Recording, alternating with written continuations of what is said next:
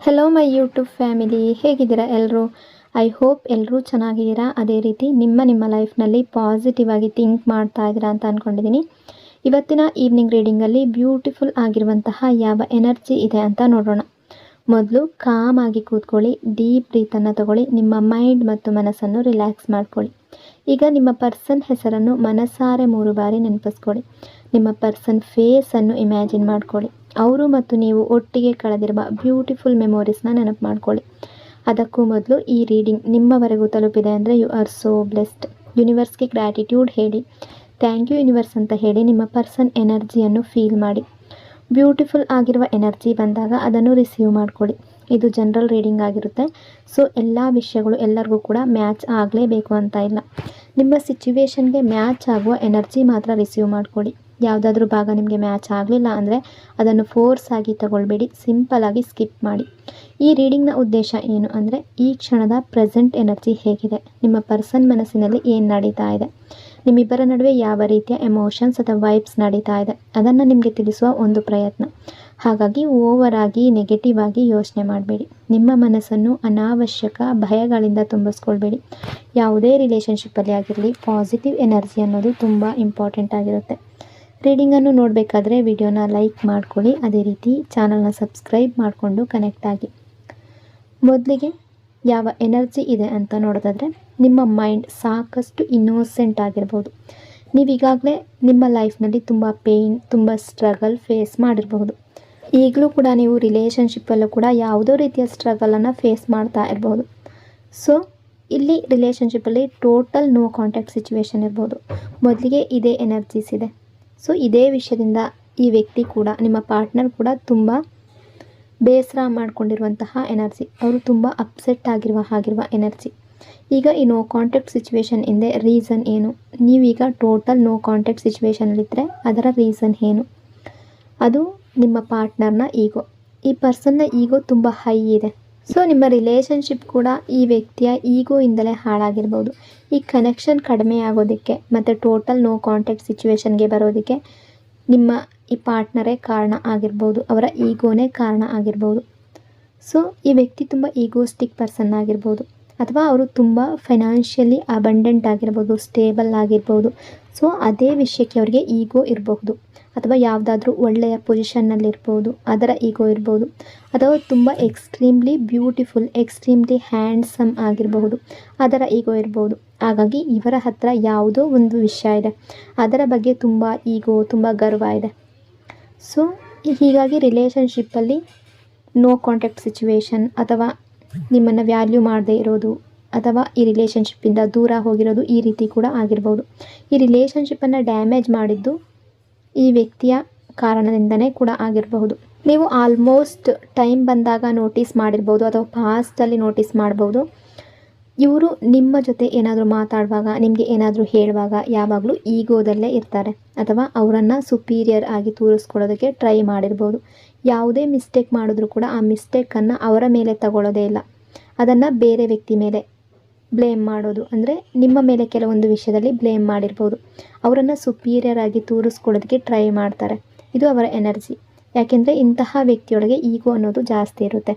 ಇಂತಹ ವ್ಯಕ್ತಿ ಮನಸ್ಸಿನಲ್ಲಿ ಈಗೋ ಅನ್ನೋದು ಜಾಸ್ತಿ ಇರುತ್ತೆ. ಅವರನ್ನು ಅವರು ಕಡಿಮೆ ಅಂತ ಅವರು ನೋಡ್ಕೊಳ್ಳೋದಕ್ಕೆ ಸಾಧ್ಯ ಇಲ್ಲ. ನೀವು ಅವರನ್ನು ಕಡಿಮೆ ಅಂತ ಪ್ರೂವ್ ಮಾಡೋದಕ್ಕೆ ಟ್ರೈ ಮಾಡಿದಾಗಲೆಲ್ಲ ಅವರು ಟ್ರಿಗರ್ ಆಗ್ತಾರೆ, ಅವ್ರಿಗೆ ಸಿಟ್ಟು ಬರುತ್ತೆ. ಇದು ಅವರ condition. So intuition and inner knowing energy ಇದೆ. ನಿಮ್ಮ ಇಂಟ್ಯೂಷನ್ ತುಂಬ ಹೈಯಲ್ಲಿದೆ. ಅಂದರೆ ನಿಮಗೆ ಮೊದಲೇ ಗೊತ್ತಿತ್ತು, ನಿಮ್ಮ ಮನಸ್ಸಿಗೆ ಗೊತ್ತಿತ್ತು ರಿಲೇಷನ್ಶಿಪ್ಪಲ್ಲಿ ಇಂತಹ ಒಂದು ಪಾಯಿಂಟ್ ಬರ್ಬೋದು, ನೀವಿಬ್ಬರು ನೋ ಕಾಂಟ್ಯಾಕ್ಟ್ ಸಿಚುವೇಶನ್ಗೆ ಬರ್ಬೋದು ಅಂತ ನಿಮ್ಮ ಮನಸ್ಸು ಒಂದಲ್ಲ ಒಂದು ಸಲ ಹೇಳಿರ್ಬೋದು. ಸೊ ಯಾಕೆಂದರೆ ನೀವು ಹೈಲಿ ಥಿಂಕ್ ಮಾಡ್ತಾ ಇದ್ದೀರಾ, ತುಂಬ ಎನರ್ಜಿ ಅನ್ನೋದು ತುಂಬ ಹೈ ಆಗಿದೆ. ಸಮಥಿಂಗ್ ನೀವು ನಿಮ್ಮ ಗಟ್ ಫೀಲಿಂಗನ್ನು ನೆಗ್ಲೆಕ್ಟ್ ಮಾಡಿದ್ರಿ, ಸಮ್ಟೈಮ್ಸ್ ನೀವು ಅದನ್ನು ಇಗ್ನೋರ್ ಮಾಡಿದ್ರಿ. ಸೊ ನಿಮ್ಮ ಮನಸ್ಸು ಹೇಳುವ ಮಾತನ್ನು ನೀವು ಕೇಳಲಿಲ್ಲ. ಈ ಪರ್ಸನ್ ತುಂಬ ಸಲ ನಿಮಗೆ ಆನ್ ಆ್ಯಂಡ್ ಆಫ್ ಸಿಚುವೇಶನ್ ಕೊಟ್ಟಿರ್ಬೋದು. ಸೊ ಅದನ್ನು ಕೂಡ ನೀವು ನೆಗ್ಲೆಕ್ಟ್ ಮಾಡಿದ್ದೀರಾ. ಈ ವ್ಯಕ್ತಿ ಬದಲಾಗ್ತಾರೆ, ಚೇಂಜ್ ಆಗ್ತಾರೆ ಅಂತ ಯೋಚನೆ ಮಾಡಿ, ಆದರೆ ಆ ಟೈಮ್ ಯಾವತ್ತಿಗೂ ಬರಲಿಲ್ಲ. ಈ ವ್ಯಕ್ತಿ ಸುಧಾರಿಸುವ ಟೈಮ್ ಅನ್ನೋದು ಬರಲಿಲ್ಲ, ಅವರು ಬದಲಾಗುವ ಟೈಮ್ ಅನ್ನೋದು ಬರಲಿಲ್ಲ. ಸೊ ನೀವು ಯಾವಾಗಲೂ ನಿಮ್ಮ ಕಣ್ಣುಗಳಿಗೆ ಬ್ಲೈಂಡ್ ಫೋಲ್ಡ್ ಹಾಕ್ಕೊಂಡು ನಿಮ್ಮ ಇಲ್ಯೂಷನ್ನಲ್ಲೇ ಇದ್ರಿ. ಹಾಗಾದರೆ ನೀವು ಯಾರ ಮಾತು ಕೇಳಿದ್ರಿ? ನಿಮ್ಮ ಡೇ ಡ್ರೀಮಿಂಗನ್ನು ಮಾತು ಕೇಳಿದ್ರಿ, ನಿಮ್ಮ ಇಲ್ಯೂಷನ್ನಲ್ಲೇ ಇದ್ರಿ.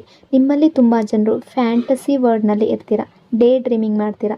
ರಿಯಾಲಿಟಿಯನ್ನು ಫೇಸ್ ಮಾಡೋದಕ್ಕೆ ನೀವು ಇಷ್ಟಪಡ್ತಾ ಇರಲಿಲ್ಲ ಪಾಸ್ಟಲ್ಲಿ, ಯಾಕೆಂದರೆ ನಿಮಗೆ ರಿಯಾಲಿಟಿ ತುಂಬ ಹಾರ್ಶ್ ಆಗಿತ್ತು. ಆ ರಿಯಾಲಿಟಿಯಿಂದ ನೀವು ಮುಖ ತಿರುಗಿಸ್ತಾ ಇದ್ರಿ. ಆದರೆ ರಿಯಾಲಿಟಿಯಿಂದ ಮುಖ ತಿರುಗಿಸೋದು ರೈಟಾ? ರಿಯಾಲಿಟಿಯಿಂದ ಮುಖ ತಿರುಗಿಸಿದ್ರೆ ಪ್ರಾಬ್ಲಮ್ ಸಾಲ್ವ್ ಆಗುತ್ತಾ? ಇಲ್ಲ, ಪ್ರಾಬ್ಲಮನ್ನು ನೀವು ಫೇಸ್ ಮಾಡಲೇಬೇಕು. ಸೊ ಅದೇ ಪ್ರಾಬ್ಲಮನ್ನು ನೀವು ಫೇಸ್ ಮಾಡಬೇಕಾಗ್ತಾ ಇದೆ. ಸೊ ಈಗ ನೋ ಕಾಂಟ್ಯಾಕ್ಟ್ ಸಿಚುವೇಶನ್ ಇದೆ. ಸೊ ಮಿಸ್ಟೇಕ್ ಏನು ಅಂದರೆ, ನೀವು ಆ ವಿಷಯವನ್ನು ನಿಮ್ಮೊಳಗೆ ಇಂಪ್ರೂವ್ ಮಾಡ್ಕೊಳ್ಳೋದಕ್ಕೆ ಈ ನೋ ಕಾಂಟ್ಯಾಕ್ಟ್ ಸಿಚುವೇಶನ್ ಅನ್ನೋದು ಬಂದಿರ್ಬೋದು. ಅಂದರೆ ನಿಮ್ಮದೇ ಫ್ಯಾಂಟಸಿ ವರ್ಡಲ್ಲಿ ಇರ್ತಾಯಿದ್ರಿ ನೀವು. ಅವ್ರು ನೆಗ್ಲೆಕ್ಟ್ ಮಾಡಿದ್ರು ನೀವು ಅದನ್ನು ಮನಸ್ಸಿಗೆ ತಗೊಳ್ತಾ ಇರಲಿಲ್ಲ, ನೀವಾಗೆ ಚೇಸ್ ಮಾಡ್ತಾಯಿದ್ರಿ. ಅವರು ನಿಮ್ಮನ್ನು ಇಗ್ನೋರ್ ಮಾಡಿದ್ರು ಅಥವಾ ರೂಡಾಗಿ ಬಿಹೇವ್ ಮಾಡಿದ್ರು ಕೂಡ ನೀವು ಅದನ್ನು ಮನಸ್ಸಿಗೆ ಜಾಸ್ತಿ ತಗೊಳ್ತಾ ಇರಲಿಲ್ಲ, ಮತ್ತೆ ಮತ್ತೆ ಚೇಸ್ ಮಾಡ್ತಾಯಿದ್ರಿ. ಸೊ ನಿಮ್ಮ ಫ್ಯಾಂಟಸಿ ವರ್ಡಲ್ಲಿ ನೀವು ಇರ್ತಾಯಿದ್ರಿ. Understanding and mutual connection energy. ಈ ವ್ಯಕ್ತಿ ಮೊದಲು ತುಂಬ ಒಳ್ಳೆಯ ಅಂಡರ್ಸ್ಟ್ಯಾಂಡಿಂಗಲ್ಲಿ ನಿಮ್ಮ ಜೊತೆ ಈ ರಿಲೇಷನ್ಶಿಪ್ಪಲ್ಲಿ ಇದ್ದರು. ತುಂಬ ಒಳ್ಳೆಯ ಅಂಡರ್ಸ್ಟ್ಯಾಂಡಿಂಗ್ ಬಿಲ್ಡ್ ಆಗಿತ್ತು. ನಿಮ್ಮಿಬ್ಬರ ನಡುವೆ ತುಂಬ ಒಳ್ಳೆಯ ಕೆಮಿಸ್ಟ್ರಿ ಇತ್ತು.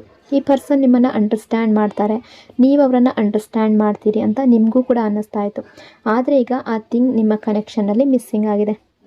ನಿಮ್ಮ ಕನೆಕ್ಷನಿಂದ ಒಂದು ಮುಖ್ಯವಾದ ಥಿಂಗ್ ಮಿಸ್ಸಿಂಗ್ ಆಗಿದೆ. ಲಾಂಗ್ ಡಿಸ್ಟೆನ್ಸ್ ರಿಲೇಷನ್ಶಿಪ್ ಇರುವವರು ಇಲ್ಲಿ ಇರಬಹುದು. ಈ ಕನೆಕ್ಷನ್ನಲ್ಲಿ ಮೊದಲು ಇದ್ದ ಅಂಡರ್ಸ್ಟ್ಯಾಂಡಿಂಗ್, ಕೆಮಿಸ್ಟ್ರಿ, ಪ್ಯಾಷನ್ ಈಗ ಮಿಸ್ಸಿಂಗ್ ಆಗಿದೆ. ಅದಿಲ್ಲ. ನಿಮ್ಮ ಪಾರ್ಟ್ನರ್ನ ಸೈಡ್ನಿಂದ ಯಾವುದೇ ಮೂಮೆಂಟ್, ಯಾವುದೇ ಆ್ಯಕ್ಷನ್ ಕೂಡ ಇಲ್ಲ. Hard work and self made energy. ನೀವು ಏನು ಅಚೀವ್ ಮಾಡಿದ್ದೀರೋ ಅದು ನಿಮ್ಮ ಹಾರ್ಡ್ ವರ್ಕಿಂದಲೇ. ನಿಮ್ಮ ಲೈಫ್ನಲ್ಲಿ ಈಗ ಏನೇ ಇದ್ದರೂ ನಿಮ್ಮ ಹಾರ್ಡ್ ವರ್ಕ್ನಿಂದಲೇ ಅಚೀವ್ ಮಾಡಿದ್ದೀರಾ. ಮೇ ಬಿ ನೀವು ಸ್ಟ್ರೈಟ್ ಫಾರ್ವರ್ಡ್ ಪರ್ಸನ್ ಆಗಿರ್ಬೋದು. ನಿಮಗೆ ಏನು ಫೀಲ್ ಆಗುತ್ತೋ ಅದನ್ನು ಎದುರಿನ ವ್ಯಕ್ತಿಗೆ ಹೇಳ್ತೀರಾ. ಮುಂದೆ ಇರುವ ವ್ಯಕ್ತಿಗೆ ಬೇಸರ ಆಗುತ್ತೋ ಇಲ್ವೋ ಅಂತ ನೀವು ಯೋಚನೆ ಮಾಡೋದಿಲ್ಲ. ನಿಮ್ಮ ಪಾರ್ಟ್ನರ್ ಜೊತೆ ಕೂಡ ಅದೇ ರೀತಿಯ ಸಿಚುವೇಶನ್ ಆಗಿರ್ಬೋದು. ನೀವು ನಿಮ್ಮ ಪಾರ್ಟ್ನರ್ಗೆ ಏನಾದರೂ ಹೇಳಿರ್ಬೋದು, ಅದರಿಂದ ನಿಮ್ಮಿಬ್ಬರ ನಡುವೆ ಡಿಸಗ್ರಿಮೆಂಟ್ ಕ್ರಿಯೇಟ್ ಆಗಿರ್ಬೋದು. ನಿಮಗಾಗಿ ನೀವು ಸ್ಟ್ಯಾಂಡ್ ತಗೊಂಡಾಗ ಅವರಿಗೆ ಅದು ಇಷ್ಟ ಆಗದೆ ಇರ್ಬೋದು. ನೀವು ಅವರ ಮಾತಿಗೆ ಯಾವಾಗಲೂ ಎಸ್ ಅಂದಾಗ ಅವರಿಗೆ ಯಾವುದೇ ಪ್ರಾಬ್ಲಮ್ ಇರಲಿಲ್ಲ. ಆದರೆ ನೀವು ನಿಮಗಾಗಿ ಸ್ಟ್ಯಾಂಡ್ ತಗೊಳ್ಳೋದಕ್ಕೆ ಶುರು ಮಾಡಿದಾಗ ಆ ಪರ್ಸನ್ಗೆ ಪ್ರಾಬ್ಲಮ್ ಆಯಿತು. ಅವರಿಗೆ ನಿಮ್ಮದೇ ಮೈಂಡ್ ಇದೆ ಅನ್ನೋದು ಅರ್ಥ ಆಯಿತು. ನೀವು ನಿಮ್ಮ ವೇನಲ್ಲಿ ನಡೀತೀರಾ, ನಿಮಗಾಗಿ ಸ್ಟ್ಯಾಂಡ್ ತಗೊಳ್ತೀರಾ. ಸೊ ಈ ಥಿಂಗ್ ಸಂಹೌ ನಿಮ್ಮ ಪಾರ್ಟ್ನರನ್ನು ಟ್ರಿಗರ್ ಮಾಡಿದೆ. ನೀವು ನಿಮಗಾಗಿ ಸ್ಟ್ಯಾಂಡ್ ತಗೊಂಡಾಗ, ನಿಮ್ಮ ಬೌಂಡ್ರಿ ಸೆಟ್ ಮಾಡಿದಾಗ ಅದು ನಿಮ್ಮ ಪಾರ್ಟ್ನರನ್ನು ಟ್ರಿಗರ್ ಮಾಡುತ್ತೆ. ಹಾಗಾಗಿ ಯಾವುದೋ ಡಿಸಗ್ರಿಮೆಂಟ್ ಆಗಿರ್ಬೋದು, ಯಾಕೆಂದರೆ ನೀವು ನಿಮಗಾಗಿ ಸ್ಟ್ಯಾಂಡ್ ತಗೊಂಡಿದ್ದೀರಾ. Painful ending and deep hurt energy. ನಿಮ್ಮಿಬ್ಬರ ನಡುವೆ ತುಂಬ ಬ್ಯಾಡ್ ಫೈಟ್ ಅಥವಾ ತುಂಬ ಪೇಯ್ನ್ಫುಲ್ ಸಿಚುವೇಶನ್ ಆಗಿರ್ಬೋದು, ಮಿಸ್ಅಂಡರ್ಸ್ಟ್ಯಾಂಡಿಂಗ್ ಆಗಿರ್ಬೋದು. ನೀವು ನಿಮ್ಮ ಪಾರ್ಟ್ನರ್ಗೆ ಒಂದು ಅಶ್ಯೂರೆನ್ಸ್ ಕೊಟ್ಟಿದ್ರಿ, ನೀವು ಅವರನ್ನು ಯಾವುದೇ ಕಾರಣಕ್ಕೂ ಬಿಟ್ಟು ದೂರ ಆಗೋದಿಲ್ಲ ಅಂತ. ನೀವು ಅವರನ್ನು ಯಾವತ್ತಿಗೂ ಬಿಟ್ಟು ಹೋಗೋದಿಲ್ಲ ಅಂತ ನಿಮ್ಮ ಪಾರ್ಟ್ನರ್ಗೆ ಹೇಳಿರ್ಬೋದು. ಸೊ ಈ ವ್ಯಕ್ತಿ ನಿಮ್ಮ ಜೊತೆ ಫೈಟ್ ಮಾಡಿಕೊಂಡು, ಜಗಳ ಮಾಡಿಕೊಂಡು ಹೋಗುವಾಗ ನಾನು ಮತ್ತೆ ಎಂದಿಗೂ ಬರೋದಿಲ್ಲ ಅಂತ ಹೇಳಿರ್ಬೋದು, ಅಥವಾ ಈ ರಿಲೇಷನ್ಶಿಪ್ಪಲ್ಲಿ ಮತ್ತೆ ಬರೋದಿಲ್ಲ ಅನ್ನೋ ರೀತಿ ಮಾತಾಡಿರ್ಬೋದು. ನೀವು ಮೂವ್ ಆನ್ ಮಾಡಬೇಕು ಅಂತ ಹೇಳಿರ್ಬೋದು. ಅವ್ರು ಹಾಗೆ ಹೇಳಿದರೆ ಅವರು ಅದನ್ನು ಆ್ಯಕ್ಚುಲಿ ಮೀನಾಗಿ ತಗೊಂಡಿದ್ದಾರೆ. ಅವರು ಕೇವಲ ಹಾಗೆ ಹೇಳ್ತಾ ಇರಲಿಲ್ಲ, ಅವ್ರು ನಿಜವಾಗ್ಲೂ ಅದನ್ನು ಸಿಟ್ಟಿನಿಂದ ಹೇಳಿರ್ಬೋದು. ಅವರು ನಿಮ್ಮನ್ನು ಟ್ರಿಗರ್ ಮಾಡೋದಕ್ಕೆ ಬೇಕು ಅಂತಲೇ ಹಾಗೆ ಮಾಡಿರ್ಬೋದು. ನಿಮಗೆ ಗಿಲ್ಟ್ ಫೀಲ್ ಆಗಿಸೋದಕ್ಕೆ ಅವ್ರು ಹಾಗೆ ಮಾಡಿರ್ಬೋದು. ಈ ವ್ಯಕ್ತಿ ನಿಮಗೆ ಇಂಥದ್ದೇನಾದರೂ ಹೇಳಿದ್ರೆ, ಅಂದರೆ ಈ ರಿಲೇಷನ್ಶಿಪ್ಪಲ್ಲಿ ನಾನು ಮತ್ತೆ ಬರೋದಿಲ್ಲ, ಈ ರೀತಿ ಏನಾದರೂ ಮಾತಾಡಿದರೆ ಅವರು ಅದನ್ನು ಬೇಕು ಅಂತಾನೆ ಮಾಡಿರ್ಬೋದು. ಯಾಕೆಂದರೆ ಇದರಿಂದ ನೀವು ಟ್ರಿಗರ್ ಆಗ್ತೀರಿ ಅಂತ ಅವ್ರಿಗೆ ಗೊತ್ತಿತ್ತು, ನೀವು ಆ್ಯಕ್ಷನ್ ತಗೊಳ್ತೀರಿ ಅಂತ ಅವ್ರಿಗೆ ಗೊತ್ತಿತ್ತು. ಅವರನ್ನು ತಡೆಯೋದಕ್ಕೆ ನೀವು ಆ್ಯಕ್ಷನ್ ತಗೊಳ್ತೀರಾ, ಅವರನ್ನು ಚೇಸ್ ಮಾಡ್ತೀರಾ, ಅವರನ್ನು ದೂರ ಹೋಗೋದಕ್ಕೆ ಬಿಡೋದಿಲ್ಲ ಅಂತ ಅವ್ರಿಗೆ ಗೊತ್ತಿತ್ತು. ಯಾಕೆಂದರೆ ನೀವು ಅವರಿಗೆ ಆಲ್ರೆಡಿ ಭರವಸೆಯನ್ನು ಕೊಟ್ಟಿದ್ರಿ, ನೀವು ಅವರನ್ನು ಯಾವತ್ತಿಗೂ ಬಿಟ್ಟು ದೂರ ಆಗೋದಿಲ್ಲ ಅಂತ. ಹಾಗಾಗಿ ಇದು ನಿಮ್ಮನ್ನು ಟ್ರಿಗರ್ ಮಾಡೋದಕ್ಕೆ ಮಾಡಿದ ಥಿಂಗ್. ಇದು ಅವರ ಮೈಂಡ್ ಗೇಮ್, ಇದು ಅವರ ಮ್ಯಾನಿಪ್ಯುಲೇಷನ್. ಆದರೆ ನಿಮ್ಮ ಪಾರ್ಟ್ನರ್ ಆ್ಯಕ್ಚುಲಿ ಇದನ್ನು ಮೀನ್ ಮಾಡಿದ್ರು. ಅವರು ನಿಮ್ಮನ್ನು ಬಿಟ್ಟು ಹೋಗ್ತಾರೆ ಅನ್ನೋದನ್ನು ಅವರು ಅಂದ್ಕೊಂಡಿರಲಿಲ್ಲ. ಅವರು ಅವರ ವ್ಯಾಲ್ಯೂ ಕ್ರಿಯೇಟ್ ಮಾಡ್ಕೊಳ್ಳೋದಕ್ಕೆ ಯಾವಾಗಲೂ ಇಂತಹ ಥಿಂಗ್ಸ್ ಮಾಡಿರ್ಬೋದು. ನಿಮ್ಮ ಜೊತೆ ಮಾತಾಡೋದನ್ನು ಸ್ಟಾಪ್ ಮಾಡೋದು, ನಿಮ್ಮ ಕಾಲ್ಸ್ ಪಿಕ್ ಮಾಡೋದು ಸ್ಟಾಪ್ ಮಾಡೋದು, ನಿಮ್ಮ ಮೆಸೇಜ್ಗೆ ರಿಪ್ಲೈ ಕೊಡೋದನ್ನು ಸ್ಟಾಪ್ ಮಾಡೋದು, ನಿಮ್ಮನ್ನು ಮೀಟ್ ಮಾಡೋದನ್ನು ಸ್ಟಾಪ್ ಮಾಡೋದು. ಯಾಕೆಂದರೆ ಆ ಥಿಂಗ್ ನಿಮ್ಮನ್ನು ಟ್ರಿಗರ್ ಮಾಡುತ್ತೆ ಅಂತ ಅವ್ರಿಗೆ ಗೊತ್ತು. ಇದು ಅವರ ಮೈಂಡ್ ಗೇಮ್. ಈ ಥಿಂಗ್ಸ್ಗೆ ಹೆದರೋದನ್ನು ನೀವು ಸ್ಟಾಪ್ ಮಾಡಬೇಕು. ಈ ಫಿಯರ್ನಿಂದ ಹೊರ ಬರೋದು ನಿಮಗೆ ತುಂಬ ಇಂಪಾರ್ಟೆಂಟ್. ಸೊ ನೀವು ಹಾಗೆ ಮಾಡಿದಾಗ ಅವರು ಅವರದೇ ಟ್ರ್ಯಾಪ್ನಲ್ಲಿ ಸಿಕ್ಕಾಕೊಳ್ತಾರೆ. Silence and no contact energy. ಇಲ್ಲಿ ಕೆಲವು ಜನರ ಲೈಫ್ನಲ್ಲಿ ಈಗಾಗಲೇ ನೋ ಕಾಂಟ್ಯಾಕ್ಟ್ ನಡೀತಾ ಇರ್ಬೋದು. ಸೊ ಯಾಕೆಂದರೆ ಸಂಪೂರ್ಣವಾಗಿ ಸೈಲೆಂಟ್ ಆಗಿರುವ ಎನರ್ಜಿ ಇದೆ. ನೀವು ಟೋಟಲಿ ಸೈಲೆಂಟ್ ಆಗಿರೋದ್ರಿಂದ ಈ ವ್ಯಕ್ತಿಗೆ ಅವರು ತಮ್ಮದೇ ಟ್ರ್ಯಾಪ್ನಲ್ಲಿ ಸಿಕ್ಕಾಕೊಂಡಿದ್ದಾರೆ ಅಂತ ಅನ್ನಿಸೋ ರೀತಿ ಆಗಿದೆ. ಯಾಕೆಂದರೆ ಅವರು ನಿಮ್ಮ ಜೊತೆ ಫೈಟ್ ಮಾಡಿ ಜಗಳ ಮಾಡಿ ದೂರ ಹೋದರೆ ನೀವು ಅವರ ವ್ಯಾಲ್ಯೂ ರಿಯಲೈಸ್ ಮಾಡ್ತೀರಾ ಅಂತ ಅವರು ಅಂದ್ಕೊಂಡಿದ್ರು. ನೀವು ಈ ರಿಲೇಷನ್ಶಿಪ್ಪನ್ನು ಮತ್ತೆ ಸೇವ್ ಮಾಡೋದಕ್ಕೆ ಟ್ರೈ ಮಾಡ್ತೀರಾ ಅಂತ ಅಂದ್ಕೊಂಡಿದ್ರು. ಅವರಿಗೆ ಮತ್ತೆ ಕಾಲ್ ಮಾಡ್ತೀರಾ, ಮೆಸೇಜಸ್ ಮಾಡ್ತೀರಾ, ಅವರ ಹಿಂದೆ ಹೋಗ್ತೀರಾ, ಅವರನ್ನು ಚೇಸ್ ಮಾಡ್ತೀರಾ, ಇವೆಲ್ಲ ಮಾಡ್ತೀರಾ ಅಂತ ಅವರು ಎಕ್ಸ್ಪೆಕ್ಟ್ ಮಾಡಿದರು. ಬಟ್ ನೀವು ಡಿಫ್ರೆಂಟ್ ಥಿಂಗ್ ಮಾಡ್ತಾ ಇದ್ದೀರಾ. ಸೊ ಅವರು ಅವರದೇ ಟ್ರ್ಯಾಪ್ನಲ್ಲಿ ಸಿಕ್ಕಾಕೊಂಡಿದ್ದಾರೆ. ಯಾಕೆಂದರೆ ಅವರು ಇಮ್ಯಾಜಿನ್ ಮಾಡಿರೋ ರೀತಿ, ಎಕ್ಸ್ಪೆಕ್ಟ್ ಮಾಡಿರೋ ರೀತಿ ಯಾವುದೂ ನಡೀತಾ ಇಲ್ಲ. Everything that is going on ಅದು ಅವರ ಎಕ್ಸ್ಪೆಕ್ಟೇಷನ್ಗೆ ಸಂಪೂರ್ಣ ಆಪೋಸಿಟ್ ಆಗಿದೆ. Attachment, control and strong desire energy. Right ನಾವು ನಿಮ್ಮ ಮೈಂಡ್ನಲ್ಲಿ ನಾನು ಏನು ಮಾಡಬೇಕು ಅನ್ನೋ ಕ್ವಶನ್ ಇದ್ದರೆ ನಿಮ್ಮ ಗೈಡೆನ್ಸ್ ಸೈಲೆನ್ಸ್. ನೀವು ಸೈಲೆಂಟ್ ಆಗಿರಬೇಕು. ನೀವು ಅವರಿಗೆ ಕಾಂಟ್ಯಾಕ್ಟ್ ಮಾಡಬೇಕು, ಕಾಲ್ ಮಾಡಬೇಕು, ಮೆಸೇಜ್ ಮಾಡಬೇಕು ಅಂತ ಯೋಚನೆ ಮಾಡ್ತಾ ಇದ್ದರೆ ನೋ, ಇದು ರೈಟ್ ಟೈಮ್ ಅಲ್ಲ. ಇದು ನಿಮ್ಮ ಕೆರಿಯರ್, ನಿಮ್ಮ ಜಾಬ್ ಮೇಲೆ ಫೋಕಸ್ ಮಾಡುವ ರೈಟ್ ಟೈಮ್. ಯಾಕೆಂದರೆ ನೀವು ನಿಮ್ಮ ಅಟೆನ್ಷನನ್ನು ಎಷ್ಟು ಡೈವರ್ಟ್ ಮಾಡ್ತೀರೋ ಅಷ್ಟು ನಿಮ್ಮ ಎನರ್ಜಿ ಬೇರೆ ಕಡೆ ಹೋಗುತ್ತೆ. ನಿಮ್ಮ ಪಾರ್ಟ್ನರ್ನ ಬದಲು ನಿಮ್ಮ ಜಾಬ್, ನಿಮ್ಮ ಬಿಸ್ನೆಸ್ ಮೇಲೆ ಅಟೆನ್ಷನ್ ಕೊಡಬೇಕು. ನಿಮ್ಮ ಕನೆಕ್ಷನ್ ಬದಲು ನಿಮ್ಮ ಓನ್ ಲೈಫ್ ಮೇಲೆ ಫೋಕಸ್ ಮಾಡಬೇಕು. ನಿಮ್ಮ ಅಟೆನ್ಷನನ್ನು ಅಲ್ಲಿಂದ ತೆಗೆದು ನಿಮ್ಮ ಕೆರಿಯರ್ ಕಡೆಗೆ ಹಾಕಿದಷ್ಟು ಬೇಗ ರಿಯೂನಿಯನ್ ಆಗುತ್ತೆ. ನೀವು ಈ ಪರ್ಸನ್ನನ್ನು ಮತ್ತೆ ರಿಲೇಷನ್ಶಿಪ್ಪಲ್ಲಿ ಬೇಕು ಅಂತ ಡೆಸ್ಪರೇಟ್ ಆದಷ್ಟು, ಈ ಪರ್ಸನ್ ಮತ್ತೆ ನಿಮ್ಮ ಲೈಫ್ಗೆ ಬರಬೇಕು ಅಂತ ಡೆಸ್ಪರೇಟ್ ಆಗಿದ್ದಷ್ಟು ರಿಯೂನಿಯನ್ ಅಷ್ಟು ಡಿಲೇ ಆಗುತ್ತೆ. ಹಾಗಾಗಿ ನೀವು ಈ ಥಿಂಗನ್ನು ಗಮನದಲ್ಲಿಟ್ಕೊಳ್ಬೇಕು. ಇಲ್ಲಿ ನಿಮಗೆ ಸೈಲೆನ್ಸ್ ಗೈಡೆನ್ಸ್ ಇದೆ. ಅಂದರೆ ಯೂನಿವರ್ಸ್ ನಿಮಗೆ ಸೈಲೆಂಟ್ ಆಗಿರೋದಕ್ಕೆ ಅಡ್ವೈಸ್ ಕೊಡ್ತಾ ಇದೆ. ನೀವು ಯಾವುದೇ ಆ್ಯಕ್ಷನ್ ತೊಗೊಳ್ಳದೆ, ಯಾವುದೇ ಕಾಲ್ ಅಥವಾ ಮೆಸೇಜ್ ಮಾಡದೆ, ಲೆಟ್ ದೆಮ್ ಪುಟ್ ಎಫರ್ಟ್. ಅವರು ನಿಮ್ಮಿಂದ ದೂರ ಹೋಗಿದ್ದಾರೆ, ಅವರು ನಿಮ್ಮನ್ನು ಬ್ಲಾಕ್ ಮಾಡಿದ್ದಾರೆ, ಅವ್ರು ನಿಮ್ಮ ಜೊತೆ ಮಾತಾಡೋದನ್ನು ಸ್ಟಾಪ್ ಮಾಡಿದ್ದಾರೆ, ಅವ್ರು ನಿಮಗೆ ಪೇಯ್ನ್ ಕೊಟ್ಟಿದ್ದಾರೆ. ಈಗ ಈ ಕನೆಕ್ಷನನ್ನು ಫಿಕ್ಸ್ ಮಾಡುವ ರೆಸ್ಪಾನ್ಸಿಬಿಲಿಟಿ ಅವರದು.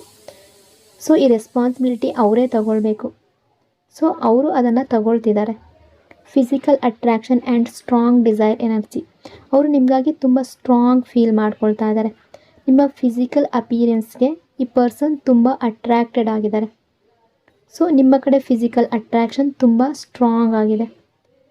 ಮೇ ಬಿ ಮನಸ್ಸಿನಲ್ಲಿ ತುಂಬ ಫೀಲಿಂಗ್ಸ್ ಇದೆ. ಅವರು ಕೇವಲ ನಿಮ್ಮ ಕಡೆ ಫಿಸಿಕಲಿ ಅಟ್ರ್ಯಾಕ್ಟೆಡ್ ಆಗಿದ್ದರು, ಅವರು ಟೈಮ್ ಪಾಸ್ ಮಾಡ್ತಾಯಿದ್ರು ಅಂತ ನೀವು ಅಂದ್ಕೊಳ್ತಾ ಇರ್ಬೋದು.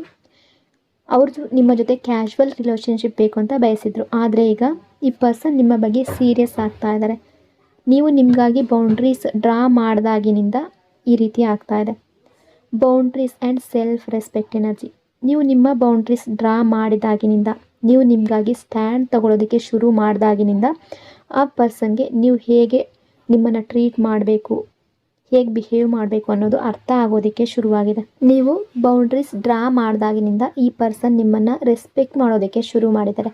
ಅವರಿಗೆ ಈಗ ನೀವು ಹೇಗೆ ಬೇಕಾದರೂ ಟ್ರೀಟ್ ಮಾಡಬಹುದಾದ ವ್ಯಕ್ತಿ ಅಲ್ಲ ಅನ್ನೋದು ಅರ್ಥ ಆಗಿದೆ. ನೀವು ಅವರಿಗಾಗಿ ಆಲ್ ಟೈಮ್ ಅವೈಲೇಬಲ್ ಅಲ್ಲ.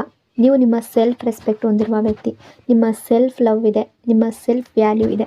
ಈ ಪರ್ಸನ್ ಕೂಡ ಈಗ ನಿಮ್ಮನ್ನು ರೆಸ್ಪೆಕ್ಟ್ ಮಾಡೋದಕ್ಕೆ ಶುರು ಮಾಡಿದ್ದಾರೆ. ಹಾಗಾಗಿ ಈ ಕನೆಕ್ಷನ್ನಲ್ಲಿ ನೀವು ಇನ್ನೂ ಬೌಂಡ್ರೀಸ್ ಡ್ರಾ ಮಾಡಿಲ್ಲ ಅಂದರೆ ನೀವು ಬೌಂಡ್ರೀಸ್ ಡ್ರಾ ಮಾಡಲೇಬೇಕು. ಸೊ ಈ ಕನೆಕ್ಷನ್ನಲ್ಲಿ ಬೌಂಡ್ರೀಸ್ ಡ್ರಾ ಮಾಡಿದವರು ಫರ್ ಶ್ಯೂರ್ ಈ ವ್ಯಕ್ತಿ ನಿಮ್ಮನ್ನು ರೆಸ್ಪೆಕ್ಟ್ ಮಾಡೋದಕ್ಕೆ ಶುರು ಮಾಡ್ತಾರೆ. Reflection and deep thinking energy. ಈಗಲೂ ಅವರು ಅವರದೇ ಥಾಟ್ಸ್ನಲ್ಲಿ ಮುಳುಗಿರುವ ಹಾಗಿದ್ದಾರೆ.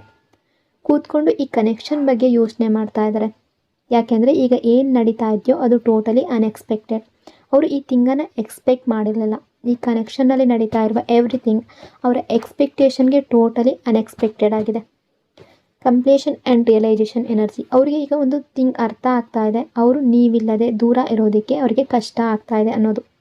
ನಿಮ್ಮ ಬಗ್ಗೆ ಅವರೊಳಗೆ strong feelings and love develop ಆಗಿದೆ. ಸೊ ಈಗ ಅವರು ಅದನ್ನು ಅಕ್ಸೆಪ್ಟ್ ಮಾಡ್ತಾ ಇದ್ದಾರೆ. ಅವರು ನಿಮ್ಮನ್ನು ಲೈಕ್ ಮಾಡ್ತಾ ಇದ್ದಾರೆ ಅನ್ನೋದನ್ನು ಅಕ್ಸೆಪ್ಟ್ ಮಾಡ್ತಾ ಇದ್ದಾರೆ.